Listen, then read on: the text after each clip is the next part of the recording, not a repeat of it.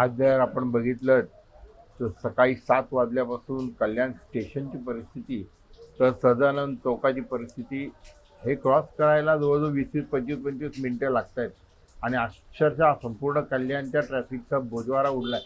तर या संदर्भात काही सूचना करण्यासाठी आम्ही परवा दिवशी साहेबांना पत्र दिलं होतं, साबळे साहेबांना, आणि आज त्याच्यावर सगळे पॉईंट्स दिले होते कल्याण शहरातील, आणि त्याच्यावर काहीतरी आपण उपाययोजना करावी लवकरात लवकर, आणि जेणेकरून या कल्याणकारांची या ट्रॅफिकमध्ये सुटका करावी या संदर्भात सांगितलं होतं. आज सर्व बाबींवर आमचं आणि त्यांचं त्या विषयावर बोलणं झालं. सदानंद चौकात कुठे नो एंट्री करावी, कुठे सिग्नल यंत्रणा, स्मार्ट सिटी हे गेल्या 5-7 वर्षापासून आम्ही ऐकतोय, पण एकही ठिकाणी असे काही उपाययोजना झालेली दिसत नाही. मग महापालिका असेल, RTO असेल, हे असतील किंवा स्मार्ट सिटी असेल, पण यांच्याकडून काही होत नाही.